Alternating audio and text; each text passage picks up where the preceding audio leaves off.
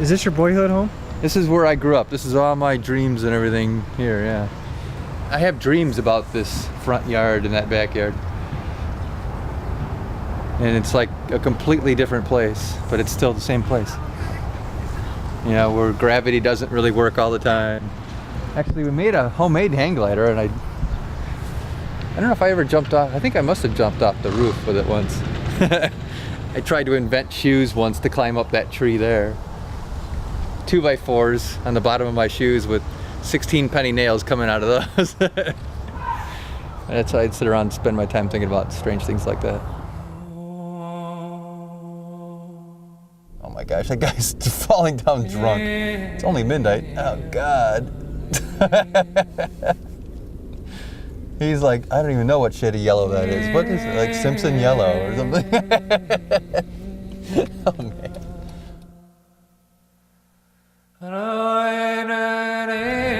This is weird because when I was actually trying to find hookers 10 years ago, 13 years ago, the same exact thing would happen. I'm like, oh, there's one. Oh, I can't. Oh, now I don't know where they're going to be dropped off. I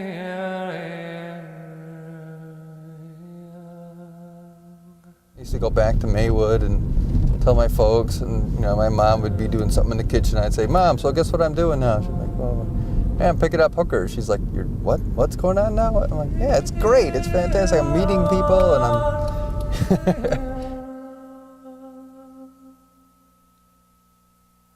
like, I don't think this is really working out. I just wanted to say hello and see who you were.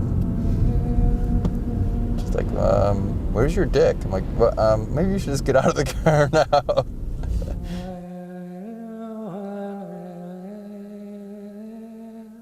There are a few people I think that actually do pick up hookers just for the express purpose of talking to them. I'm not the only person who ever did that. This is my life, is making other people's short films. So, and features and commercials and whatever else. Well, I mean, I got my start working with other people. You know, I worked for another film company and drove that truck and created a name for myself, you know, which was probably good and bad, like every name is. But was known for getting a lot of things accomplished and getting it done cheaply and, you know, inexpensively, and people sometimes think of that as cheap.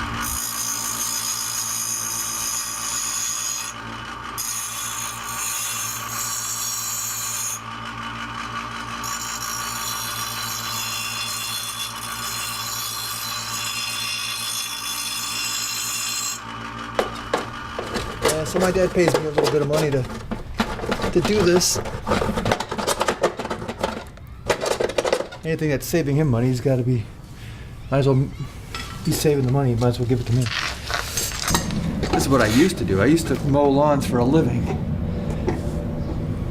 Just me and a lawnmower, and the next door neighbor and his lawnmower. That's kind of my business now, is just such small-time stuff. I need every dime I can get my hands on right now just to keep this business that I started going. I just signed a lease for another year, so hopefully there's a way to make money for the next year, and it looks like I'll be making money, it's just not making any money right now.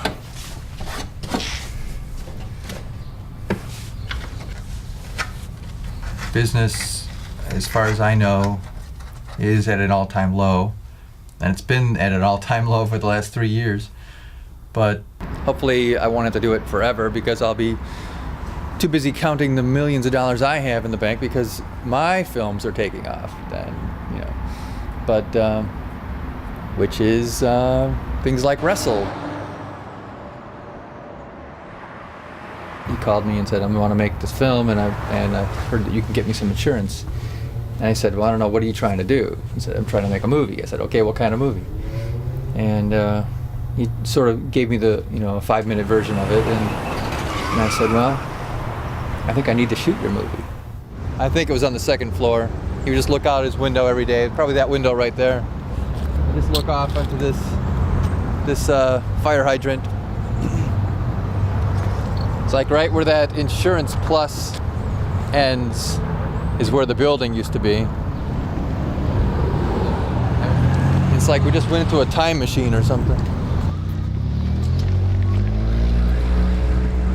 The reason that I thought that I needed to shoot his film was because that I had a lot of experience, well, what I considered to be a lot of experience, with his main character. Back around 1990, that's what I had this weird idea that I wanted to pick up prostitutes and talk to them. Who will rescue me from this body of death? Thanks be to God. I'm paying for this time, remember?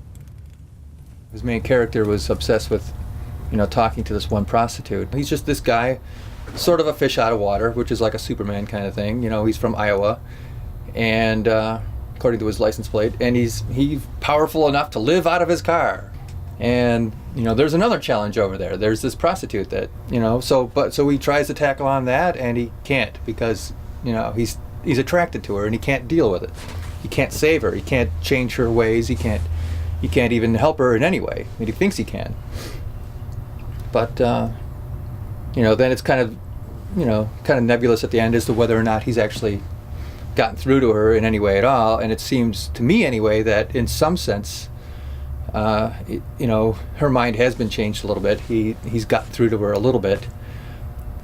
Maybe not in the way that he was trying to, but maybe in a different way. And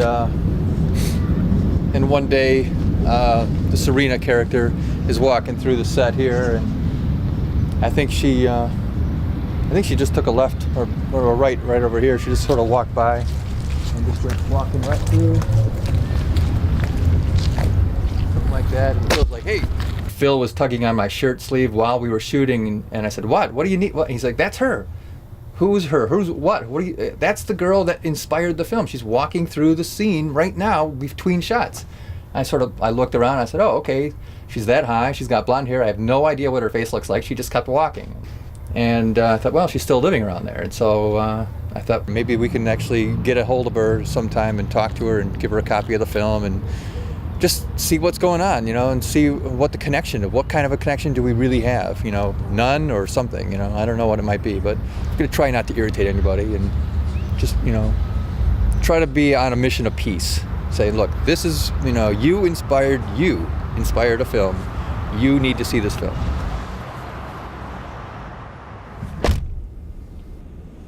Where is Serena? Is that her name? In the character's name. I don't know what her name is. Yeah, that's what. You don't know the name of your own film? Searching for Serena, right? Isn't that what it is? That's probably what it'll end up being.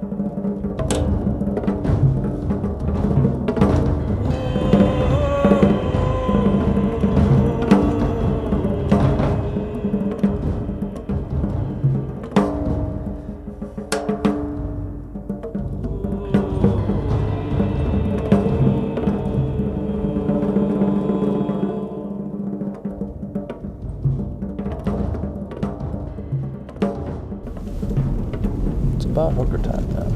This is the hydrant, right? That is the hydrant, yeah. Right there. Well, if I did see her that one time, then I know what her winter coat looks like, and it's cold enough to be wearing a winter coat now.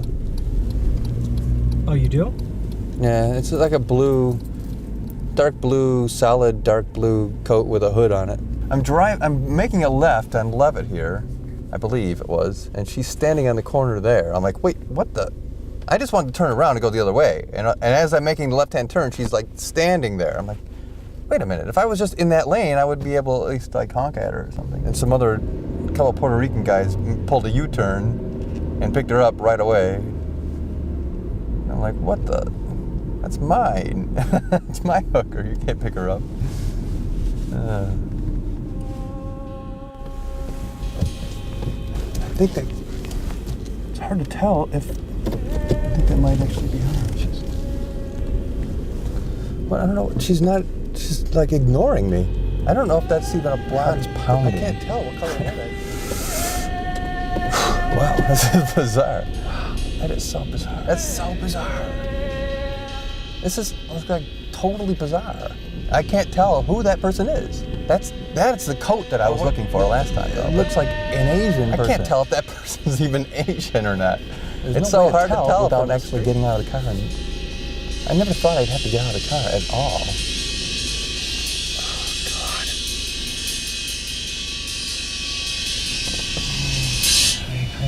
I have no choice. I have to get out. I'm just gonna get out of the car for a second and go over there. Let's see what I can see.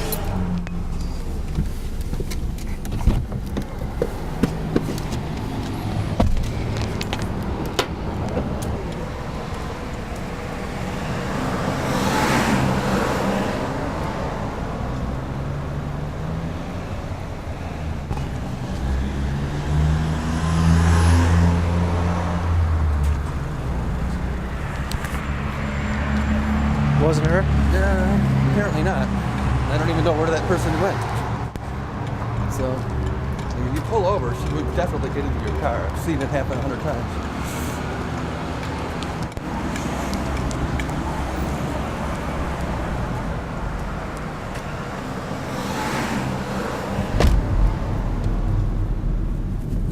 I wonder what Bucktown's looking like now. I haven't really hung out here in a long time. Used to be my hood.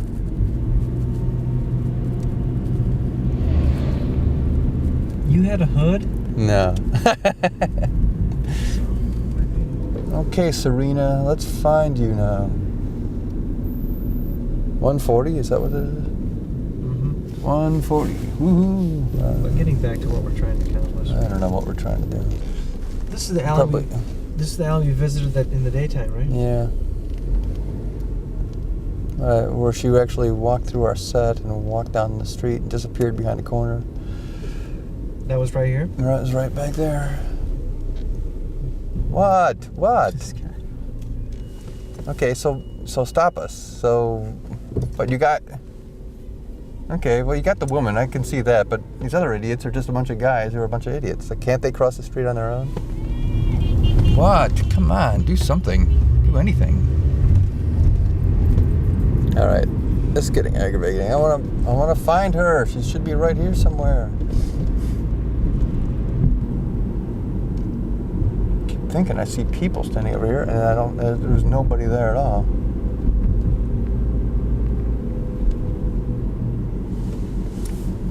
Nobody at all.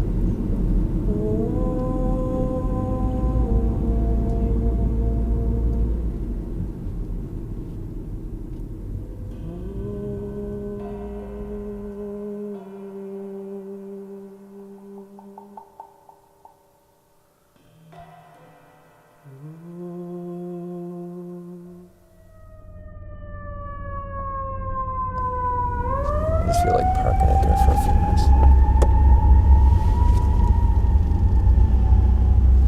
See if there's anybody walking around in these areas.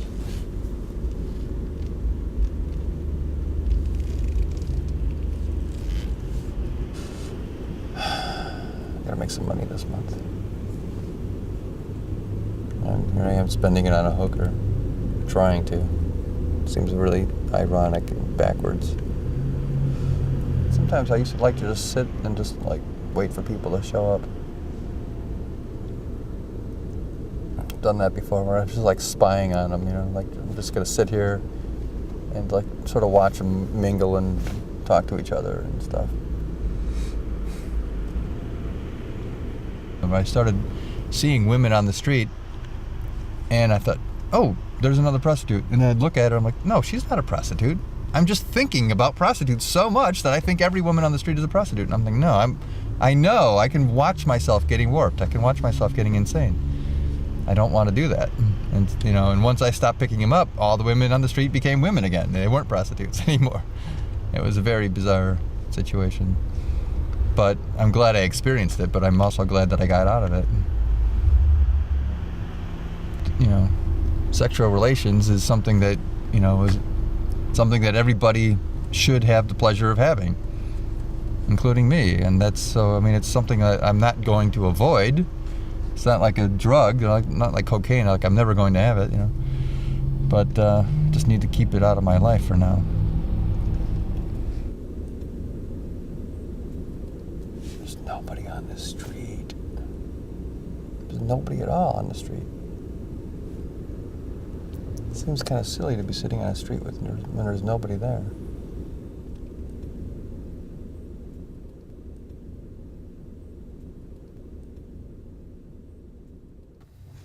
I don't know. This goes back to the superhero thing, doesn't it? Oh, sure. Everything's about superheroes. That's what Christianity is all about, is being a superhero. It's all one big story. One big superhero story. But I've always wanted to be a superhero ever since I read comic books for the first time. Trying to figure out which one I wanted to be.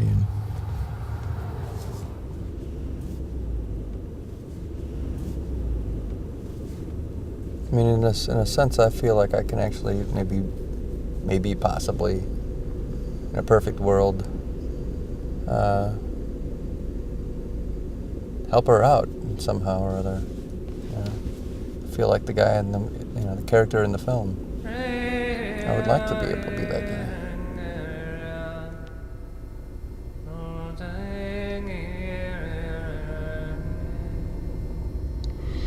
That's about it, I think. I'm just waiting. I'll find her.